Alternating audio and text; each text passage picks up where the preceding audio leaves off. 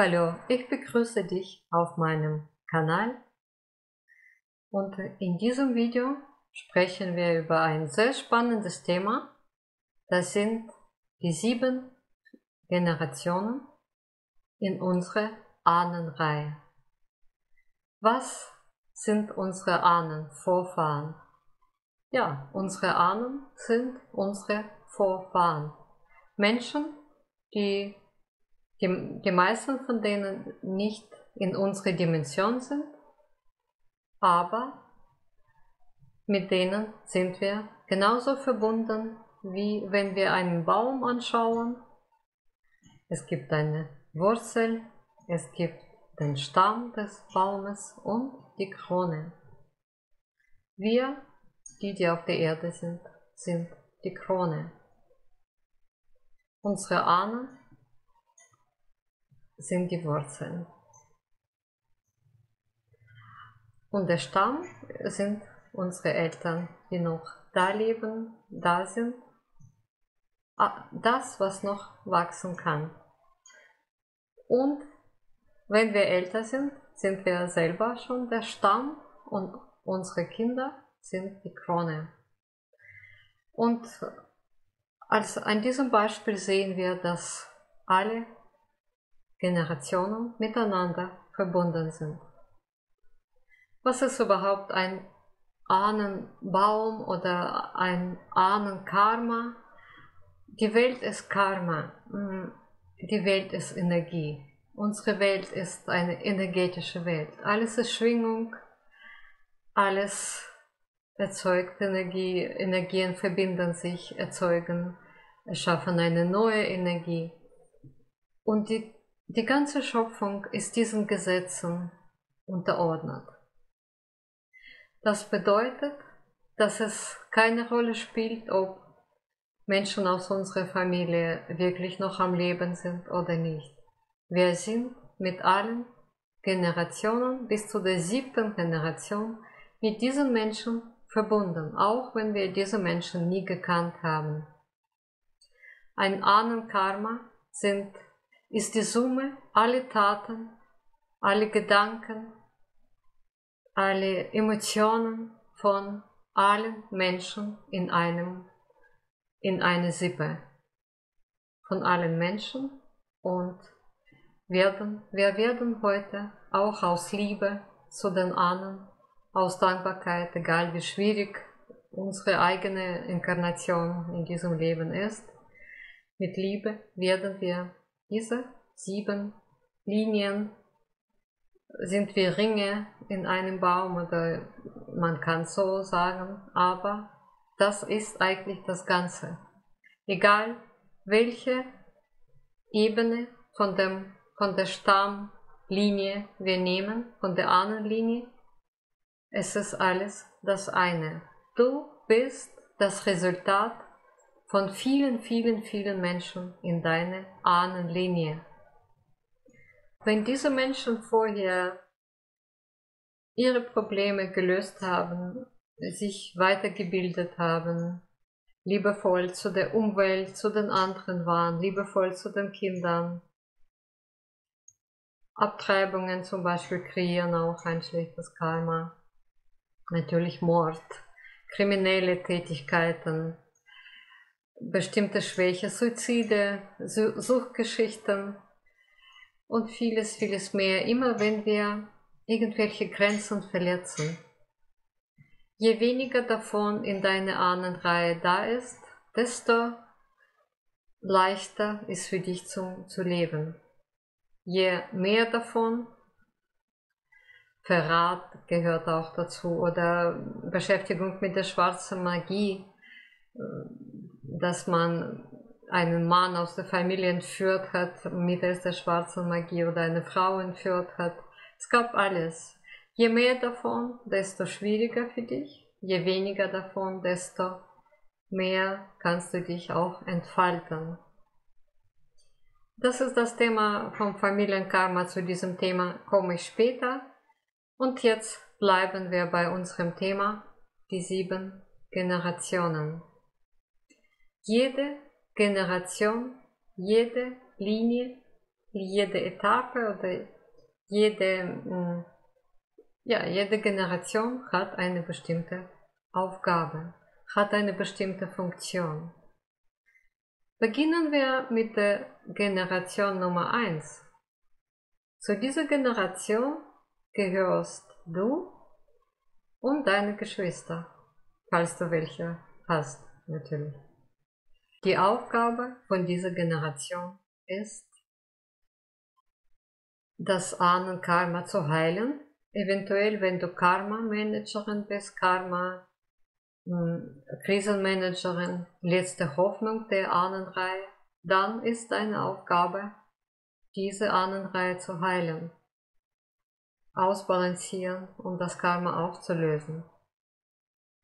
Und natürlich, wenn du jetzt diejenige bist, die auf der Erde ist, vielleicht die einzige Person, dann sind deine Taten wichtig für alle 6 Generationen, die hinter dir stehen. Die haben keinen Körper mehr und die können nichts mehr bewirken auf der Erde. Die schauen dich jeden Tag an. Energetisch sind die mit dir verbunden. Deine Taten, wenn sie positiv sind, sind Heilung für diese ganzen Menschen, die hinter dir stehen. Wenn deine Taten negativ sind, zum Beispiel negative Gedanken über sich selbst, Depressionen, negative Gedanken über das Leben, kein Glaube an die Zukunft, wenn du an dich selbst nicht glaubst und so weiter, schwächst du den ganzen Baum. Die spüren das und jede Verbindung zwischen den Ahnen wird schwächer. Wenn du handelst, wenn du deine Probleme löst, wenn du dich entfaltest, wenn du frei wirst, wenn du so lebst, wie es deinen Talenten entspricht, dann stärkst du die Verbindungen zwischen den Generationen und alle Menschen, und da sind über 100, profitieren davon. Deine Aufgabe ist, Talente deiner Vorfahren zu nutzen, dich natürlich für diese Menschen zu interessieren und selber glücklich zu werden, so zu leben, wie du es dir wirklich wünschst.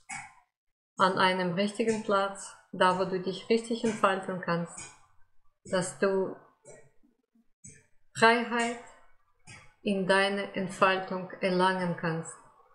Nur wenn du wirklich deine Talente auslebst, wirklich das tust, was dir Spaß macht, wo du mit deinem ganzen Herzen dabei bist, erst dann lebst du wirklich. Und deine Ahnen, egal ob in der anderen Dimension, die sind glücklich mit dir und sie verstärken auch dadurch dein Glück, denn du bist mit denen verbunden und sie sind mit dir verbunden. Dein Glück fließt zurück zu den Ahnen und die Ahnen geben sie dir ihre Unterstützung noch mehr. Und hier, die zweite Generation sind unsere Eltern. Sind 2 Personen, Papa und Mama. Diese Menschen geben an uns unsere Aussehen, unsere Gesundheit, unseren Körper weiter. Und natürlich generische Szenarien. Szenarien für die Ehe, Szenarien für unsere Empfinden, für unsere Handlungen und auch Szenarien, wie wir unsere Kinder erziehen. Die dritte Generation, das sind 4 Personen, Eltern des Vaters, Eltern der Mutter, geben an uns ihre Talente, Fähigkeiten weiter und auch Werte der Familie. Wenn du an deine Großeltern denkst, dann verstehst du, warum man oft sagt, dass schau eher deine Großeltern, mit denen bist du auch sehr stark verbunden. Jetzt gehen wir zu der 4. Generation. 4. Generation besteht aus 8 Personen. Natürlich, es verdoppelt sich. Es müssen immer zwei sein. Diese vierte Generation hinter dir, die vierte, ist für Lebensfreude zuständig, die sind Wächter der Harmonie und der materiellen Sicherheit. Die sorgen dafür, dass die Familie gesund bleibt, sich des Lebens freut, dass das Materielle abgedeckt ist und dass der Mensch harmonisch lebt. Ja, dass die Familie, diese Werte sind jetzt wichtig, dass es einem einfach gut geht, gewisse Sicherheit und gute Laune. Die fünfte Generation, das sind 16 Personen, geben uns Schutz und Weisheit. Die sechste Generation, das sind 32 Personen, geben uns Verbindung zu den Traditionen von unserem Land, von unseren Wurzeln und unsere 32 Zähne repräsentieren diese Menschen. 32 Zähne, jeder Zahn steht für einen der Vorfahren. Wenn wir Probleme mit den Zähnen haben, das ist natürlich auch ein Zeichen, dass da vielleicht etwas nicht stimmt energetisch. Vielleicht wollen Sie uns daran erinnern, dass wir bestimmte Werte verloren haben. Die siebte Generation, das ist die letzte, und hellsichtige Menschen können die Verbindung bis zu der siebten Generation herstellen. Weiter geht es nicht. Wir wissen nicht, was weiter ist. Diese Generation, die siebte, die ganz am Ende ist, die sind schon nur als Fundament da. Die sorgen für den energetischen Ausgleich. Die sorgen, dass es unser Fundament, diese Menschen, und das sind 64 Personen, die tragen uns alle auf ihren Schultern. Wenn wir Blödsinn machen, dann schwächen wir dieses Fundament. Schwächen wir alle Verbindungen zwischen den Ahnen, zwischen diesen Menschen und natürlich das Fundament selbst. Die Balance. Und der Baum fängt an, aus der Balance zu geraten, nicht mehr so stabil zu werden. Und beim Sturm, wer weiß. Deswegen gibt es Seelen, die freiwillig, und das ist sehr wichtig, zu verstehen, dass die Seelen das freiwillig tun. Es gibt einen Kontrakt zwischen den Seelen. Bevor die Seele inkarniert, schließt sie einen Kontrakt mit einer der Ahnenreihe, wo das Fundament nicht mehr stimmt, eine Ahnenreihe oder ein Baum, der faule Wurzeln hat. Der Baum sagt, ich will überleben, und eine Seele wird auf die Erde geschickt, die diesen Baum retten soll. Durch ihre Taten, durch ihr eigenes Glück. Die wichtigste Aufgabe dieser Seele ist, aus diesem Schlamassel, aus diesem ganzen Zirkus und aus diesem Gefängnis auszusteigen. Das heißt, das Ahnenprogramm kennen, wissen, was da war, nach Möglichkeit. Manchmal ist das schwierig. Und bei sich selbst das auch finden, denn das ist drinnen, in einem selber natürlich, und dann sich davon zu distanzieren und genau anders leben. Werte schaffen, für die anderen was tun, Geld spenden oder Kraft spenden, Energie spenden, Liebe geben. Dann beten für kranke Menschen, sich um die Natur sorgen, Bäume anpflanzen, Tieren helfen. Solche Taten stärken auch das Fundament. Natürlich auch jeder Beruf, in dem man anderen Menschen helfen kann.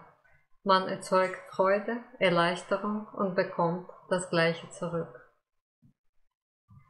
Und wenn du das Gefühl hast, dass du vielleicht auch so ein Ahnenthema hast, dass du merkst, irgendwie lebe ich überhaupt nicht mein Leben, egal was ich anfange, geht gar nicht, ich habe nur Schwierigkeiten, auch negatives Denken, Suchtgeschichten, Suchtprobleme, ja, bestimmte Krankheiten und sonst irgendwelche Symptome, wo du einfach nicht weißt, woher die kommen.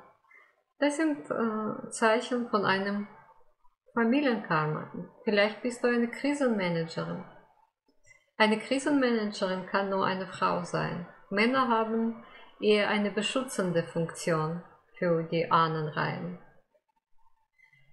Wenn du wirklich das wissen willst für dich oder sogar mit Menschen arbeitest und Beratungen machst, egal in welchem Bereich, natürlich im psychologischen, astrologischen, numerologischen, dann ist mein Kurs für dich eine sehr große Hilfe. Ohne dieses Wissen kann ich selber auch nicht arbeiten. Ich schaue immer mir dieses Thema Familienkarma an.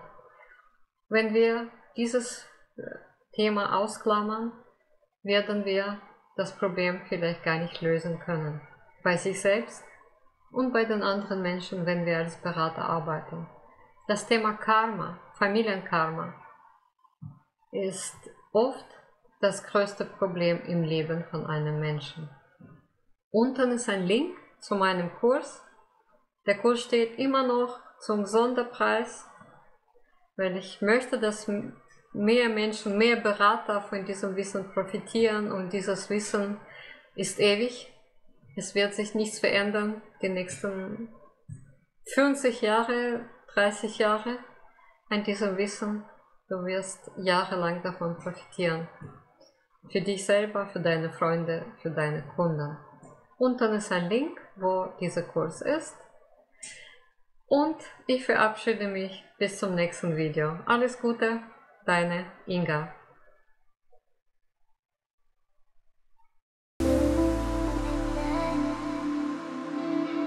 Thank you.